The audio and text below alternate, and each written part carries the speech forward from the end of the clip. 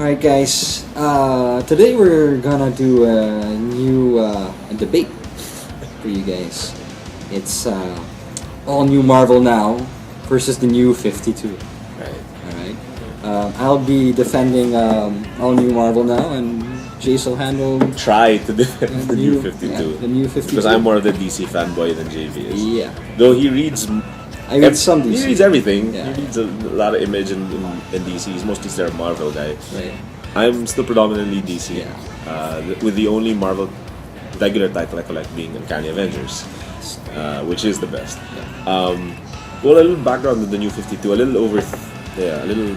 2 years? Around 3 years ago. Yeah. Wow. It's They're been already three- in 27 now. 3 years so- ago. Yeah. 3 years ago. So a little about 3 years ago, DC decided that they'd reboot their whole universe, Yeah. courtesy of the Flashpoint storyline. Yeah. It allowed them to restart everything from number one, even old standing titles like Detective Comics and Action Comics. Everything. Basically everything. Batman. It's like Titles that were under 700 Yeah. went back to number one. right. It's like what should have been done after Crisis. It yeah. should have been all been rebooted. Yeah. But of course back then they were very fairly traditional. Yeah. Only a couple of issues were like regrouped to number one all over again. So what DC decided was that we'll reboot everything. We'll stick with 52 titles, Yeah. hence the new 52 Yeah. name, and And hopefully just- this will give us a boost. Yeah. Sales wise, especially against Marvel, which has been leading the sales charts for the longest time Right. after coming out of bankruptcy and stuff. Right. The immediate effects of it sales wise were pretty good. DC did rise up the charts fantastically. Books like Justice League, it brought new attention to the work of guys like Jeff Johns and Jim Lee. Right. With Batman, as we were talking about earlier, Scott Snyder and Greg Capullo were allowed to tinker with the Batman mythos. Although most of the story, basically Batman and Green Lantern were the two titles that mostly were not touched so much by the New 52. Everything else started off Yeah. like blank slates almost. right. Superman basically was radically changed. Yeah, radically changed. Wonder Woman was so radically changed. Yeah. Wonder Woman that is an awesome book. Wonder Woman is I can't say enough how good Wonder Woman is written now, courtesy of the new 52. Even though there was apprehension about, remember right before the reboot, they gave her a new outfit, they gave her a leather jacket, they put And her gave in her pants. and people were like, this is tinkering too much.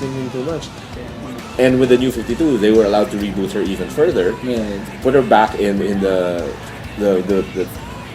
bikini pretty Yeah. much. It's so well written now. Guys like Brian Azzarello, who's done landmark work on Batman with Broken City with 100 Bullets. He was allowed to rewrite Wonder Woman. Yeah. It didn't start as an origin story. You'd see elements of her origin left and right. The way I saw it was that you have George Perez's 1986 Wonder Woman reboot. Yeah. Put it here, and you put Azzarello and Cliff Chang's Wonder Woman reboot. You put it here. You couldn't consider them separate, but they both work well for the character. And for 2013, 2014, Wonder Woman is just such a perfectly written character now. Now she's interesting. Okay. Now she's dealing with the pantheon of gods. Yeah. And dealing with these kinds of issues, and it works because these gods, they're like they were in the myths. In the myths itself. They're Okay. petty again. They're really Okay. so petty and jealous of each other. They're all sniping at each other, trying to get to the throne. So Wonder Woman is the perfect example of the reboot working well. Okay. The- Yeah. answers. Yeah. I mean, I think I do think that with New 52, they streamlined their continuity. Yeah. I give them that.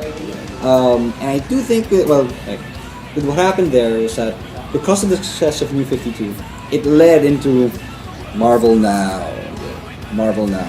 Okay, which led to all new Marvel Now. But that's a different story altogether. Yeah. Everyone is expecting that Marvel would follow suit by coming up with a reboot of their own. Yeah. But that didn't happen.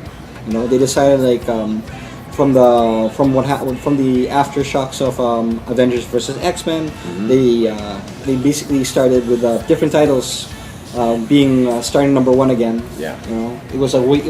It wasn't like an outright complete game changer for all Right. titles But they, Basically, a lot of creative teams changing. yeah, a lot of great team changing, but nothing really mind-boggling, mind-shattering. Yeah. It was just a matter. It was just a matter of like putting it under one flag, one banner. Yeah. All Marvel, only Marvel now. But that's about it. I think it also helped Marvel didn't need to reboot so much because they've had a strong presence recently in film. Right. So Which is people what they've are very done. aware of- Which is what they've done. Yeah. I mean, like a lot of the things that the movies have done have influenced the comic. Yeah. You can see it how Captain America. Look how Cap looks now. Captain America's costume. That's what he looks like now. you That's know. what he looks like in the movies with Chris Evans. I mean, Exactly. the wings aren't out there. Right. He's in chainmail. Right. Yeah. You see it there. They do tinker. Marvel does tinker a lot with It's like they change a lot of the continuity, but it's never outright. you know. Like Black Widow and Hawkeye and Yeah. all of them because these are characters of the Cold War. Right. And they've been brought to post-Cold War world. Exactly, and they've been doing this ever before. Like before this ever happened, Iron Man was like originally set in like in Vietnam. Vietnam and then it's Afghanistan. Cap you know. was supposed to be